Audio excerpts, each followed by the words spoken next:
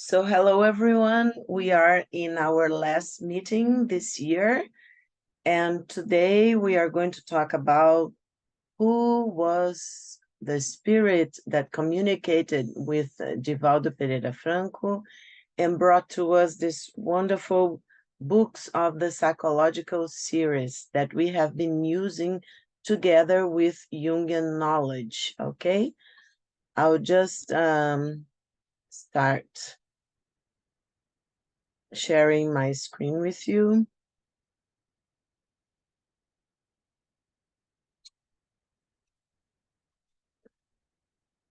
Is that okay? Mariana, yes? All right, so today's meeting is about a spirit's journey, Joanna de Angelis and her mission. So in the book Reflecting the Soul, chapter 1 by Cesar Said, he says that knowing details of a life is always useful as long as this knowledge allows us to reflect on our own existence, especially a life that is lived with solidarity, can be a fruitful source of inspiration and brings us encouragement in the continuation of our personal struggles. So that's one of the reasons that we present, and of course Joanna presented herself to Divaldo and also talked about some of her lives, okay? So the author says that the lives of this beloved and admired soul, known by all of us as Joanna de Angelis, were not characterized solely by decisions and acts of immense courage in their uniqueness, but were also marked by choices and inclinations aimed at the community.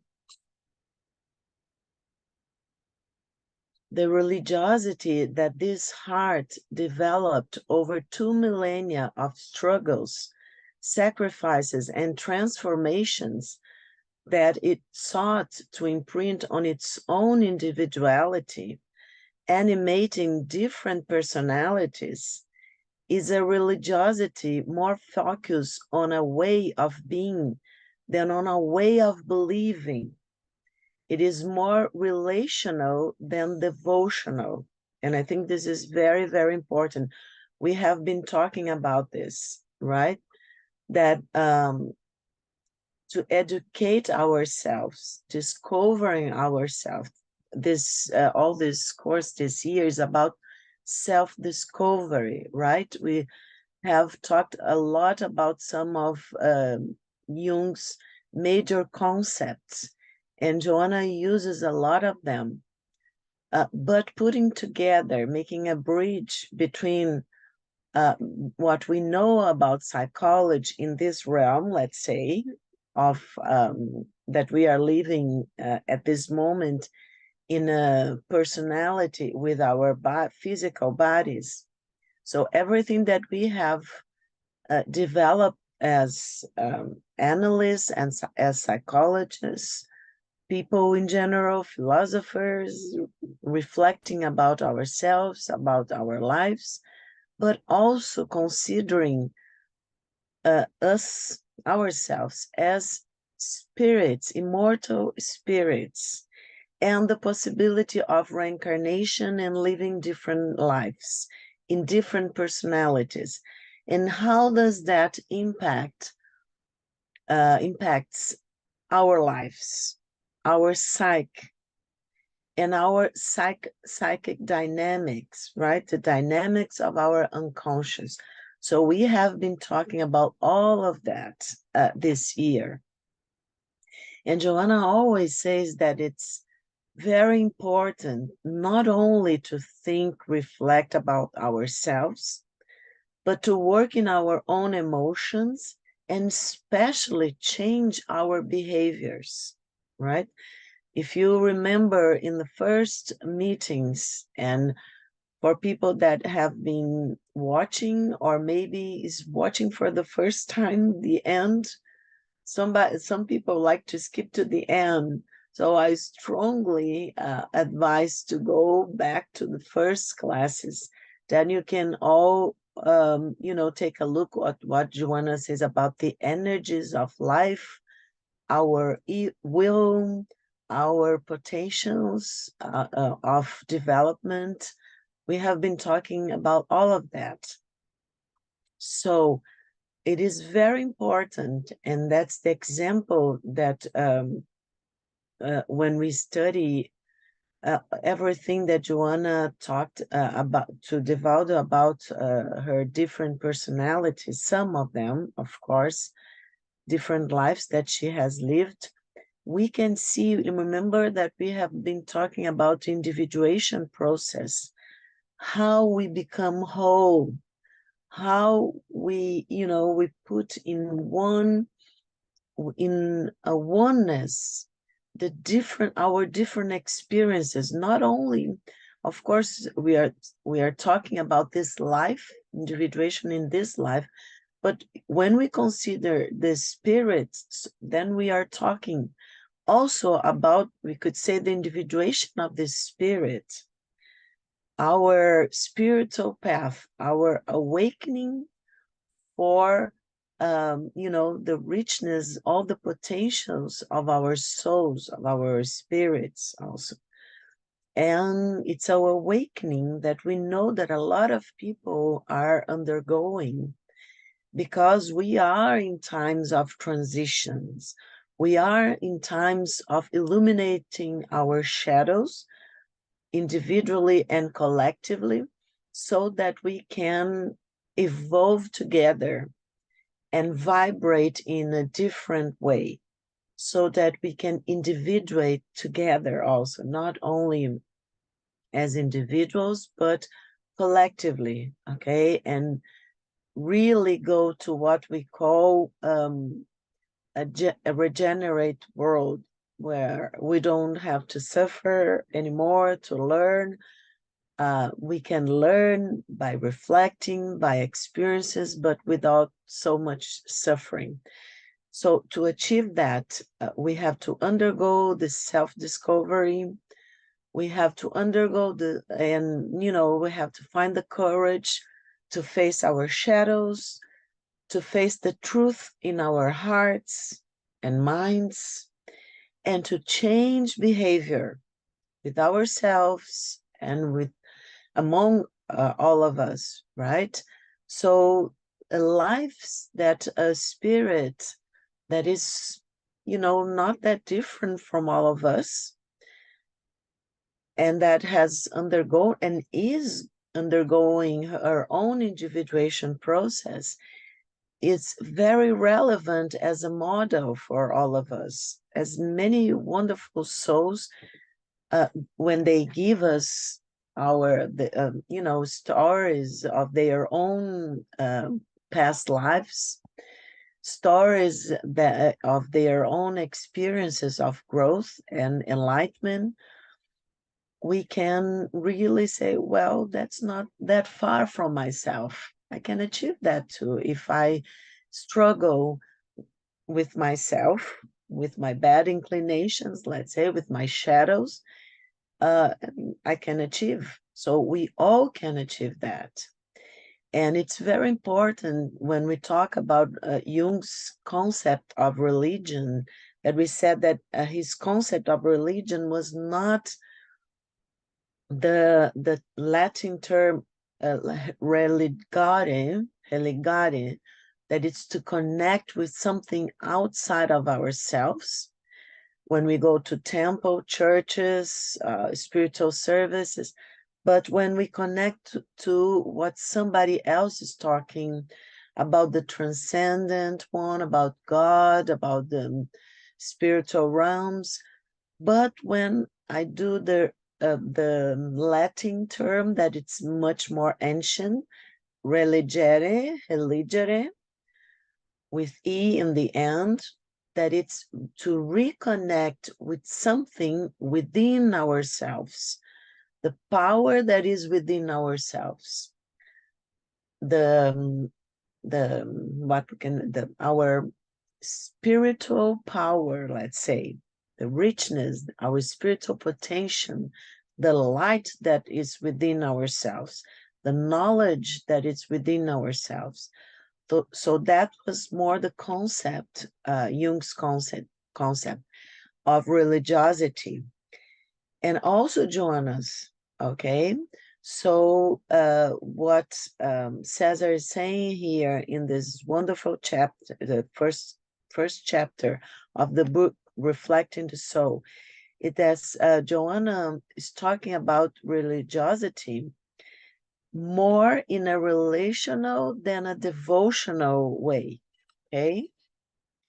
So he says that the religious proposal that she assimilated and operationalized in her various reincarnations was directed towards the social, to help the afflicted, to care for the poorest, the sick, the oppressed, and the unbalanced, aiming to alleviate their suffering. So 2 millennia of struggles, because Joanna's first life that she talks about to Divaldo is as Joan of Cusa, 68 AD, okay? We don't know when she was born, and we know that there is some very quick reference to her in the Bible, in the Old Testament, I think, or in the, I think, New Testament. So in Capernaum, she was the wife of the steward Cusa, an employee of Herod Antipas. She sought the consolation of Jesus, who recommended her to follow him from a distance. She had a lot of troubles with her husband, who was, if you remember, Herod Antipas was a very dark moment in history. And he was, so the Cusa, the steward Cusa, was always in the middle of the Romans and of the Jews, trying to please both groups, trying to earn money and power. So he was very materialist and very worried with power and money. And Joan of Cusa felt, really depressed, really stuck in that, in a sadness, in a lack of meaning and sense in her life, seeing all that the husband did. So she seeks Jesus through her slave, one personal slave that she had become a Christian. That happened a lot, okay? And Christ asked her to carry the verb of the gospel, the clarification of truth. And he says, also strive in silence, and when called to clarification, speak the sweet or energetic word of salvation, depending on the circumstances, he says to her. And in this life, she had 2 children. She told Divaldo that the eldest was Divaldo Franco. There is no historic, register of this eldest son, but there is from the youngest son, Newton, that she told it was Newton de Souza, who was Divaldo's best friend in this life and helped Divaldo to build Mansão do Caminho, that we are going to see a little bit of this wonderful project. And we know by history accounts that she dies burned to the stake with her children. But we know that there are descriptions that this youngest asked her to deny Jesus, to say, because she had turned turned Christian. And so she is burned to the stake. She's taken like the first Christians to die if she doesn't deny Jesus. And the youngest of the brothers asked her to deny Jesus for him because he was suffering. He was also at the stake. And she doesn't deny Jesus. So it's something really hard for a mother to see her own child, her own children, actually, we know now because of Joanna, die, but she doesn't deny Jesus, okay?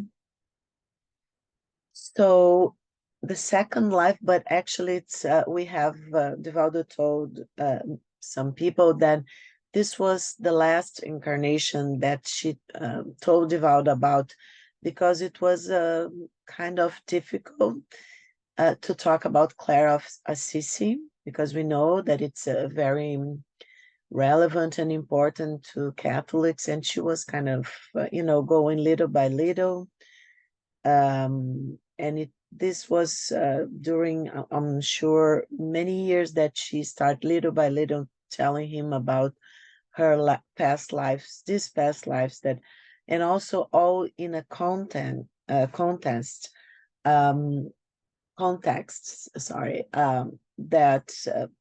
to teach him a spirit, a loving spirit, a light spirit never tells things without a purpose. It's not as we have, we talk about our personas, we talk about things that we think are okay about ourselves. But of course, a spirit living already in spiritual realms, elevated ones, are not going to talk about things that are not important to anyone that is listening and that wants to listen, right?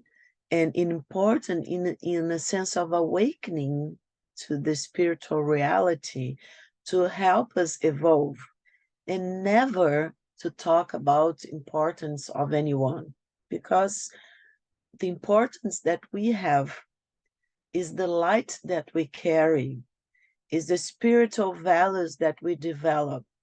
That's the importance that, let's say, being redundant, is the really importance in the spiritual realms, because it's the light that we carry of loving, of loving each other, of spiritual wisdom, of moral development, things like that. And of course, knowledge that we can achieve in this life and in our past lives.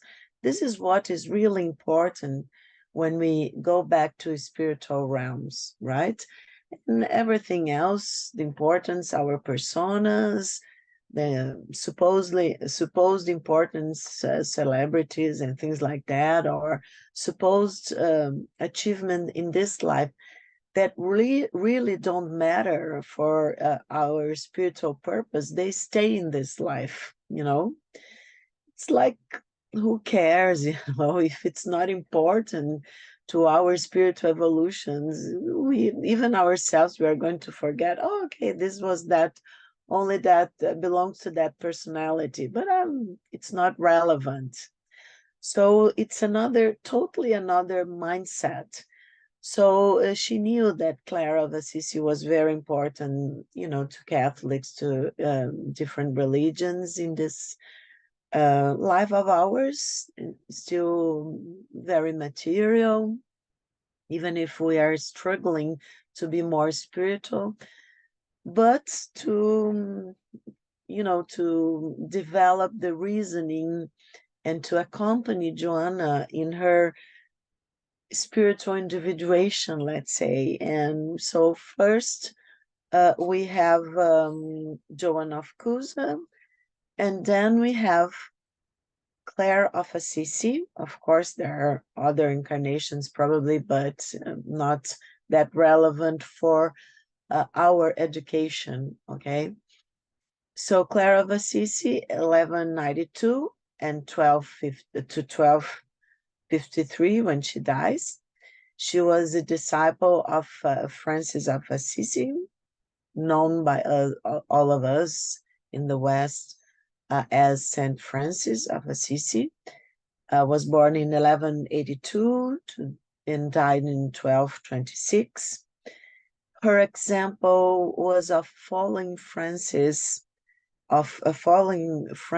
attracted other young women. She had this is in the Dark Ages, the Middle Ages, so she had her hair cut as a symbol of initiation. So it was like a ritual of passage, so a spiritual awakening.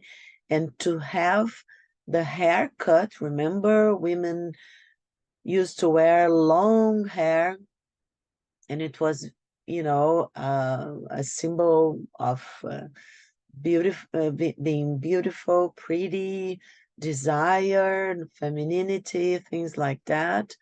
So to have her hair cut very short was a symbol of initiation, leaving vanity, the material aspects of life behind.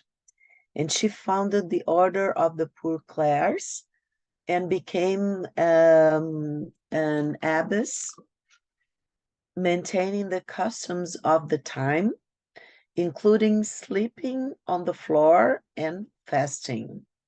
She performed many cures during her life, spiritual cures, and passed away at the age of 59. And then I found this wonderful text by Clare of Assisi. She says, we become what we love, and who we love shapes what we become. If we love things, we become a thing. If we love nothing, we become nothing. Imitation is not a literal mimicking of Christ. Rather, it means becoming the image of the beloved, an image disclosed through transformation. This means we are to become vessels of God's compassionate love for others. Isn't that beautiful? And this is Saint Clare of Assisi. I found in Google Images looking for sayings of Saint Clare about Jesus. Okay, that's what I've put there. And we can, in this, when we face a spiritual truth, okay, we can find, let's say, the truth of that in different times. It's an archetype, a powerful archetype. Remember the transpersonal dimension of the psyche that Jung called the collective unconscious, that he himself called a transpersonal dimension, that we've been talking to Professor Lionel Corbett. And he says, yes, it's the transpersonal dimension of the psyche, the objective psyche, okay? So when a powerful archetype, as the archetype of transformation, okay, the archetype of dying and death and rebirth, let's say, that Jesus, when he connects with the cosmic consciousness, with the Christ consciousness, and becomes the Christ, and Jung says imitation of Christ, Christ as a symbol of our God image, okay, of our understanding, the understanding that is possible for for all of us at this time of our evolution, okay, of our consciousness. And of course we are evolving, so this is going to keep transforming, evolving within ourselves, our God images, ourselves, our collective selves, okay? Everything that we have studied this year. So when something is truth in this transpersonal dimension, that it's out of space and time, but that we share as human beings, as brothers and sisters, evolving and developing together with these beautiful experiences that, different lives, being able to reincarnate, to live different experiences from the masculine, the feminine, from being a child, being a young person, being an old person, being father, mother, sister, brother, being daughters, sons, grandpa, parents, aunts, and uncles, and so teachers, students, so many rich experiences that we are given the possibility to live in this life. So there is much love and light in evolution. And Claire of Assisi is talking about that. We become what we love. So let's pay attention of what we are loving. Are we loving money and power?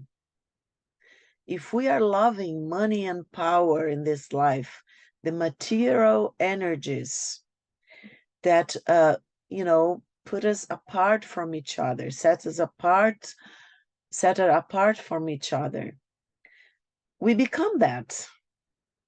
And we become lost, as many people are lost, still believing that, I have to be rich, I have to have a lot of power, I have to make war, I have to struggle with anybody that, doesn't agree with me. Then we become that. And Saint Clare of Assisi, in the Middle Ages, the Dark Ages, is a light because she reconnects with Jesus that she had met as Joan of Cusa, and through her experience with Saint Francis of Assisi, So she understands, this understanding was within her soul, that if we love things, we become things. Her husband in that past life, Cusa, the steward, loved things. So he was becoming a thing. He was becoming this struggle to have power and to have money. And he was becoming that, and he died because of that, okay? And if we don't love anything, we become nothing at all. So the imitation, Jung talks about imitation of Christ. Imitation of Christ in the sense of psychological sense of accepting the suffering in this life that we have to experience because our spirit have asked for this experience, for instance, have asked for these challenges, okay, that our egos feel as suffering, okay, and try to imitate Christ. Jung talks about the imitation of Christ, okay? So you see, this is a spiritual truth. We have Clare of Assisi in the Dark Ages, in the Middle Ages, talking about, and Jung, like almost 800 years later, okay? 700 at least years later, talking about, from the psychological point of view, the imitation of Christ.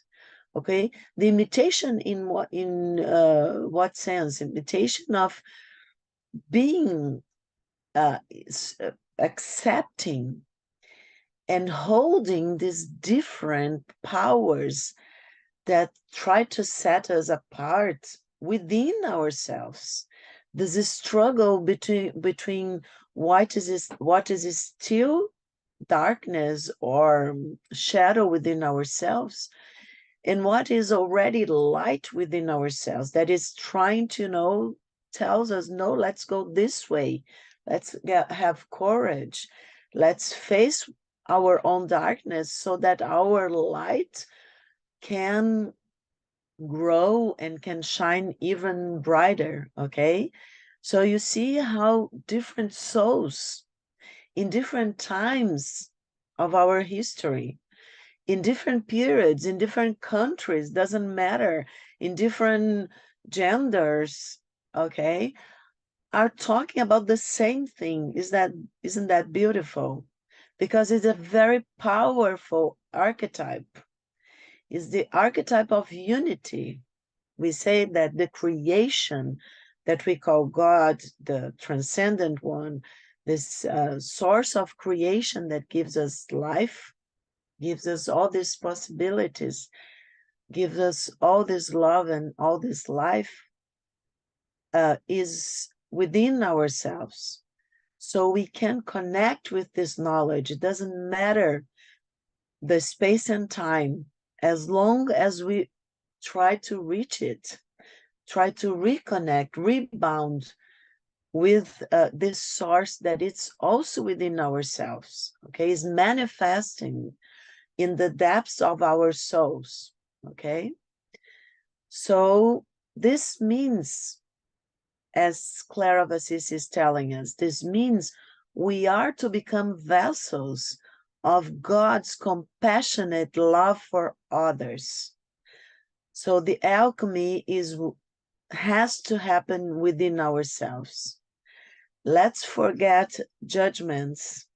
Let's forget of others for a while we are actually in this self-discovery process, okay? Because our seeing, our ability to see further has to be see further inside of our souls, not outside of our souls. This comes later on, okay? With an expanded ability, sight, an expanded ability to see. But this expanded ability is with our third eye, okay? Is the eyes of the soul, of our spirit. So let's go to her next reincarnation. Remember, this is what she think it's relevant for all of us, okay? We don't know other reincarnations. We know this 4 reincarnation. And remember that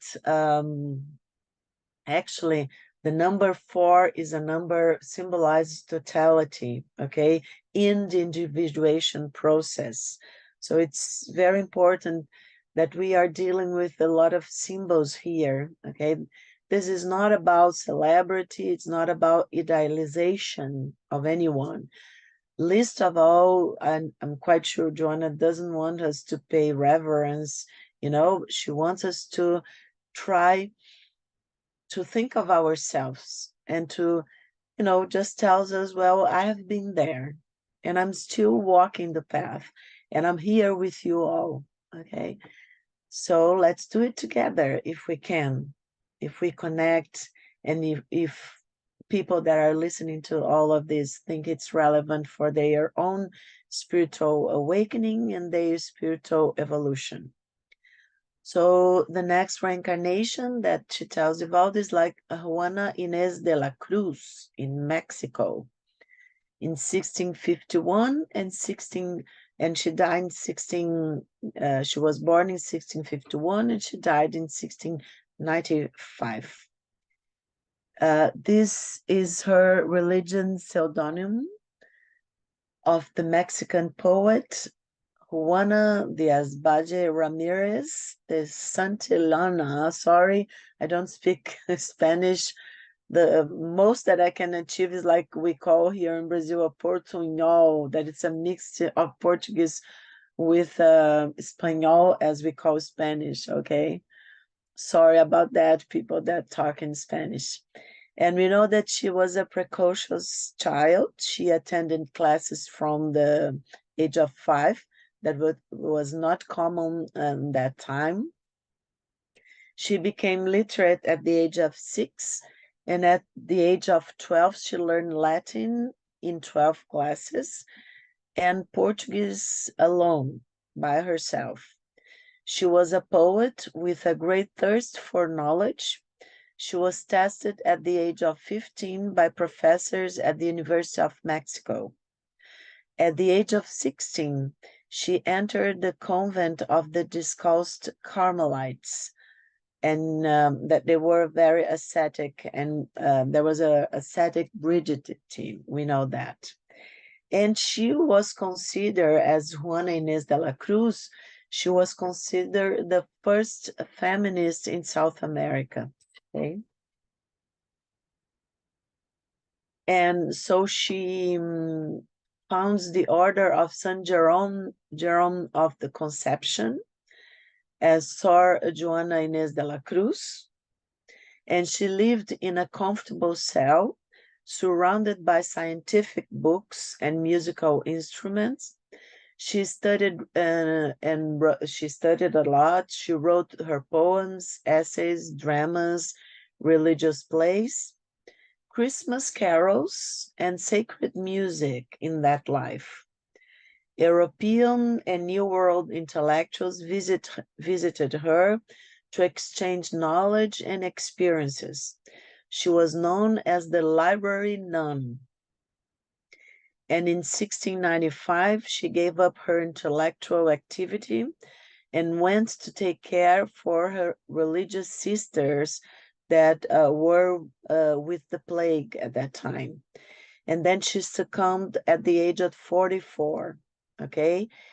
She's considered a Mexican muse, and she is here to your right, you can see, in the 1,000 peso note, okay? In the Mexican money. And then, remember, in that past life, she learned Portuguese. So the spirit is also in different experiences, accumulating knowledge from different countries, different lives, different genders, different languages, right? And she tells Divaldo then she was born as Joanna Angélica de Jesus. In 1761, she was born and died in 1822. She's a martyr of Brazilian independence. She was born in Salvador, Bahia, where Divaldo was born. At 21, she entered the convent of Lapa as a Franciscan soror and later abbess. She worked welcoming young girls and women who were placed in the convent voluntarily or compulsorily also. And when Portuguese soldiers invaded the convent of Nossa Senhora da Lapa, Joanna, she was 60 years old, comes out at the convent's door. This is a movie, I put to you a picture of a movie representing the scene at the convent's door, summoning them with the raised cross, saying that they will only enter over her corpse, her dead body. She resisted valiantly being bayoneted, okay? Giving the inmates time to escape, taking refuge through an underground passage in the convent because they were going to be raped by the Portuguese soldiers, okay? So she died protecting her sisters. And in September 7, 1822, it's the proclamation of the independence of Brazil. And in Bahia, Portuguese troops commanded by Brigadier Inácio Luiz Madeira de Melo resisted until 1823. So the struggle, the fight goes on for some months more. So in the spirits, sorry, in the spiritual realm, we have the book, we have Joanna working with spirits, high elevated spirits that were working with Allan Kardec. she told also Divaldo. This is a copy, there's in English, the Gospel According to Spiritism. It's a edition by the published in English. And so she joined the Spirit of Truth team. The Spirit of Truth is a hierarchy spirit that is said to be in the team, you know, managing the team, that it was of high elevated spirits that were working, you know, trying to send all the message that Allan Kardec and the studies that Allan Kardec was codifying in the Spiritist knowledge, okay? So in the book, The Gospel According to Spiritism, there is a message that Joanna says to Divaldo. It's she was the author, that is called Patience. That's the in chapter 9, item 7. And also another message that it will be given to those who have. That is chapter 18, items 13 to 15, who people who have the Gospel According to Spiritism can look to this two messages that are Joanna's was the author, okay, written by Joanna. And she planned the foundation also of Mansão do Caminho, is with the support of Francis of Assisi, as long as it never denied charity, as long as this, you know, this Mansão do Caminho, this beautiful project that Divaldo developed, Divaldo and Newton developed in Bahia, in Salvador, as long as the project and all that it's, I'll show a little bit to you all, never denied charity for anyone, okay? So this is a little bit of Mansão do Caminho. It's the translation would be mention of the path, and it's mentioned not because it's anything rich or whatever. Actually, it's the opposite. It's mentioned because it's like the house of the path of the first Christians, the apostles. But it's mentioned because it's so big, you know. And also there's a very wonderful story about a mention, a first house that they were able to buy very unexpectedly, doing a lot of work. But this is for another time that I can translate to you this beautiful story. And this is Divaldo and his friend Newton. I'm going to show a little bit more about them. In the year 2022, Mansão do Caminho, this beautiful project, was in anniversary of 70 years of its foundation. And it says here in Portuguese, come to learn and live to serve. Very beautiful. And in your life, you can you can see the first houses to help poor families and children, to educate children, and help orphan children also. Divaldo was father and Newton to a lot of orphan children, poor children, and to the right many houses in the way they are now 70 years later, with a lot of struggle, you know. And in the left is a model of now all, I don't know if here you can see, all the houses and the schools and clinic also for families and women to give birth and take care of small children. And I have been there. It's really wonderful. I strongly advise people to go there and look for them, look by themselves, you know, look with their own eyes. And this is the model. So to the right, you can see Mansão do Caminho here with all the buildings.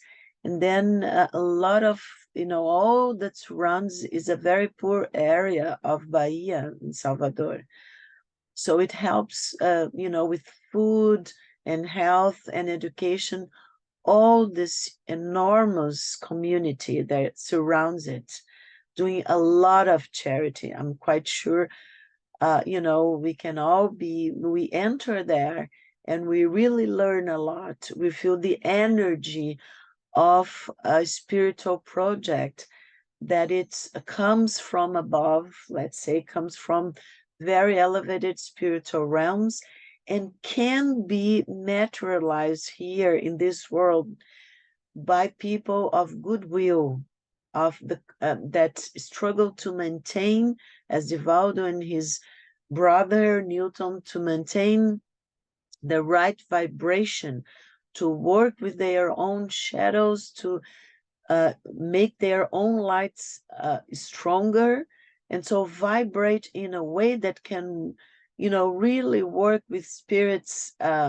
loving spirits and light teachers as Joanna de Angelis. So here's some pictures, and can find in the Google Images of some of work. We have Divaldo here to the right with the children, have been there. It's wonderful. They take care of very small, even very small babies, and children of different ages are educated, have health care, have food. And here to the right, bigger children learning, and teenagers. And in the bottom, you know, in Christmas, I think it was, that I see, when they give food for different families, poor families from Salvador. And also we have here, so Divaldo, the mentor, and her spokesperson, let's say, that is Divaldo. And he's saying knowledge is brought from the spiritual dimension, Divaldo says, to earth, and not the other way around. Okay, so we cannot, we are not able here to call, in a sense, also Chico Xavier would say the telephone, because he was not in the mobile at the time, Chico Xavier. He was previous to that, but he was the telephone, the ancient telephones, we say. But he would say the telephone rings from there to here, not from here to there, okay? And Divaldo is saying the same thing. Knowledge is brought from the spiritual dimension to earth, and not the other way around. So in 1947, and all people usually from Bahia, they laugh a lot about themselves. They are very happy, joyful people, and Divaldo is like that. So this is a kind of funny story. In 1947, he was very young, and he already could feel the presence of Joanna, but he didn't know it was Joanna. It was a mentor, let's say. And he could feel the presence, and sometimes hear and psychograph. And he wanted to know, you know, who was his guide, who was the spirit. And she says, my son, why do you want to know who your guide is? He was very young. And he says, because everyone I know has a guide. Do I have it too? And she says, you have. Your guide is the greatest of all. It is Jesus. And he says, oh, but Jesus I don't want. He's everyone's guide. I want one just for me. He was very young, okay? And he already knew Chico Xavier. Chico Xavier was like 20 years older than him. And remember, we have been talking about this Chico Xavier also when he was very young. His guide appeared to him, that we all know now as Emmanuel. And later, Emmanuel tells him that of his first life that he wanted to tell Chico, like Joanna talking about that she was John of Cusa. But Emmanuel tells later on Chico Xavier, it's in 2000 years ago that we have been talking about the book. So 2000 years ago is the first incarnation that Emmanuel tells Chico about, his own reincarnation, Emmanuel's own reincarnation, as Publio Lentulus, a Roman senator. So I'm quite sure Divaldo knew that, and he wanted also to have an important guide, as Chico had Emmanuel. And let's not forget, and even I think Divaldo talks about that, he was a young boy in last century, so he was not very happy. He was, wanted to have someone important, as he thought that was important, as Chico Xavier had. So he said, oh, but Jesus I don't want. He's everyone's guide. I want one just for me. So he was talking like, a teenager. And she says to him, Divaldo, stay with Jesus. He is the only fixed guide, because all guides change, but only Jesus remains. Remember that she has talked to Jesus herself in her reincarnation as Joanna of Cusa. And in 1956, almost 10 years later, they have this dialogue when he sees Joanna for the first time. The mentor, seeing Divaldo, so Joanna, seeing Divaldo still resentful, asks, what is your biggest sorrow, Divaldo? And he says, not knowing the name of my guide. He was insisting. See, our personality, our egos can be really stubborn sometimes. And she says, Divaldo, I'm not your guide. Again, as I always told you, I am a friendly spirit of yours. Now I ask you, what is more important, having a friendly spirit or having the important name of someone who is not a friend? Look at the way, a friendly spirit, a loving spirit, a light teacher is going to talk to us and try to teach us when we are in the flesh, in, young and or maybe immature, still immature part of the life cycle, and in a very calm, compassionate way, patient way, right? And Divaldo says, having a friendly spirit, he answers, but I wanted to combine the two things. Since you are a friendly spirit of mine, give me your name. So he was very smart, okay? And she says, okay, you want a name? Well, in my last reincarnation, I lived experiences in a female body. What is the name, he asks. And she says, call me Joanna. And then Divaldo wasn't very pleased. He did not expect a female spirit, and the name Joanna was very common. Remember, this was last century, and Divaldo was still a young man. And his model was Chico Xavier, who had already said and written psychograph books by Emmanuel, the Roman senator. Of course, Emmanuel also said that right in the next reincarnation, he comes as a slave, but who cares, right? Everybody likes to idealize, and when we are still in the shadow, connected to our shadows, to a sense of power, of importance. Oh, to connect with the Roman senator.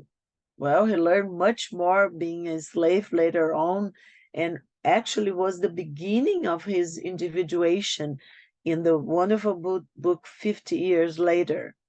So let's pay attention of what these wonderful spirits are telling about their own experiences with their own shadows and process of enlightenment, okay? And So Divaldo did not expect a female spirit, and the name Joanna was very common. Noticing his disappointment, Joanna asked, "Didn't you like the name?" "Yes, I liked it, ma'am, but I wanted a more sonorous name." And she said, "Well, then call me Joanna de Angelis." Divaldo started to hear her and see her in the guise of a nun for the first time.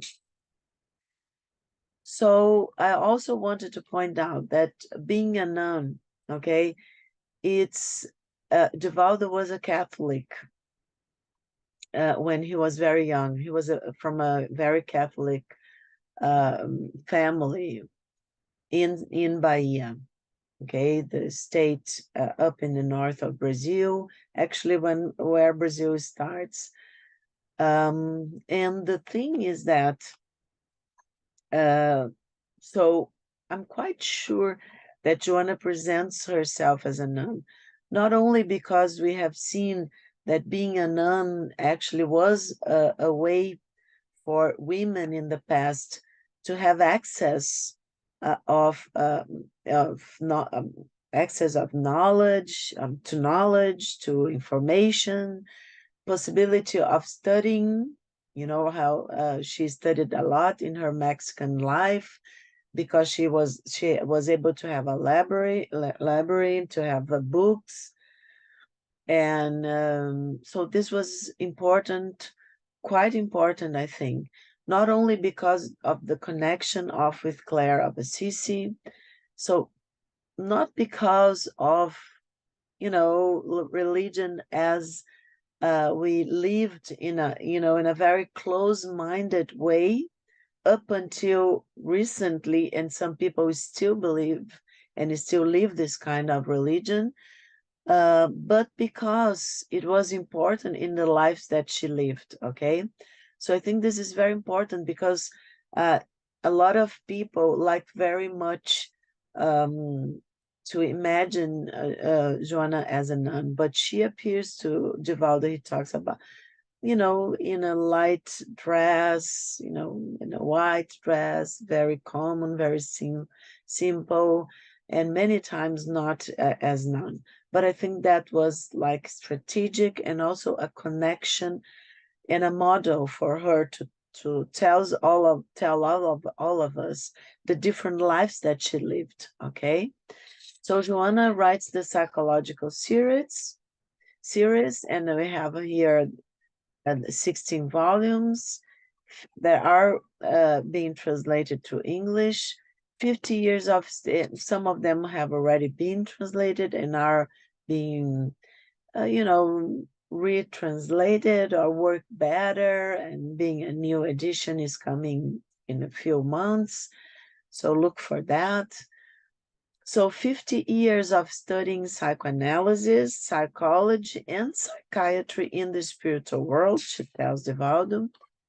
She tries to make a bridge between contemporary psychology and spiritist knowledge in a compatible and accessible language.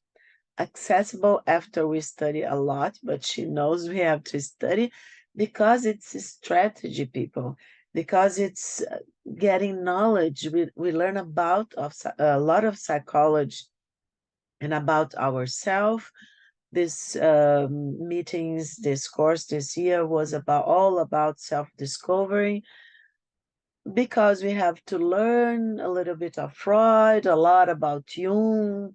Sometimes we see other, she makes reference of other scholars, of other psychologists and other philosophies, also like other religions like Buddhism, for instance, okay? So it's accessible since as long as we study. So we have to work for our personal development and our evolution. And in full accordance with the basic postulates of Spiritism, the belief that are what? The belief in God, the transcendence, the transcendent one, the unity, the source of life, in the immortality of the soul, in the communicability of of the spirits, in reincarnation, and in the plurality of inhabited worlds. So in the psychological series, we know that Allan Kardec established, when Joanna talks about that, Allan Kardec established in the Genesis, that is already translated to English, that Spiritism and science complement each other reciprocally. Since science, without Spiritism, finds it's impossible to explain certain phenomena only through the laws of matter. Spiritism without science would lack support and proof. Okay? Science and Spiritism walk hand by hand. In the Spiritist magazine founded by Allan Kardec in 1958, he gives it the subtitle of Journal of Psychological Studies. In 1958, we know that, Freud was being born, and psychology was being born with, Freud in that century. Sorry, in 1858. Sorry, it's wrong there. And he gives, so in 1858, he gives it the subtitle of Journal of Psychological Studies, implying the importance of studying the soul, incarnated spirit, as a whole and not in parts. So Joanna follows the steps of, of course, Allan Kardec. She was a spirit that was working with other spirits, as we've seen, trying to help Allan Kardec to codify all the spiritist knowledge. So Joanna says in the book, The Awakening of the Spirit, the task of spiritist psychology is to become a bridge between the notable contributions of the studies of eminent psychologists and the spiritist thought, offering them more understanding, illuminating the gaps and abysses of the individual and collective unconscious, to better understand the archetypes, the impulses and tendencies, the conflicts and torments, the aspirations for beauty, for the ideal, the search for plenitude, as a result of the intimate achievements of each being in their long reincarnation climb. And we have Sigmund Freud. Remember, he was born in 1856 and died in 1939. That created psychoanalysis. The father of psychoanalysis talks a lot about repression impulse, the idea, ego, and superego, ego and superego, sexuality, the sexuality, and especially the drive, the sexual drive, in Oedipus complex, just to say a few of Freud's beautiful contributions. And of course, Karl Gustav Jung in 1875, when he is born, and died in 1961, the creator and father of analytical or Jung psychology, talks a lot about symbolism, as we have seen, the symbolic life, images, dreams, imagination, the psyche, ego, self axis, personal and collective unconscious, a lot of what we have been talking about. And Joanna's psychology, it talks a lot about the pillars are learning to know yourself, self-discovery, learning to live, this identification of the collective, learning to be, assuming your own truth, learning to love. So the child is growing from the childish, youthful love to a more mature and full or pacifying love. And this is known, it's in the Gospel according to Spiritism, as we have been talking about. Joanna's item, when she wrote her words, when she writes about patience, she signs as a friendly spirit. So she says, be patient, because patience is also charity, and you must practice the law of charity taught by Christ, sent from God. The charity that consists of giving alms to the poor is the easiest of all. But there is one that is much more painful and consequently much more meritorious, which is to forgive those whom God has placed in our path to be the instruments of our suffering and to put our patience to the test. So I will stop sharing now. And I'll give goodbye to the people that are listening to this, our last meeting, because we are going to stop recording to do a little practice. And if you'd like in the future to be together with us, we will probably continuing just keeping looking to the messages in the WhatsApp group, or enter in contact with Fabricio in Bournemouth Spiritist Association, his center. He was one of the founders. Hi, Fabricio. And he's here now. So talk with Fabricio if you want to go on.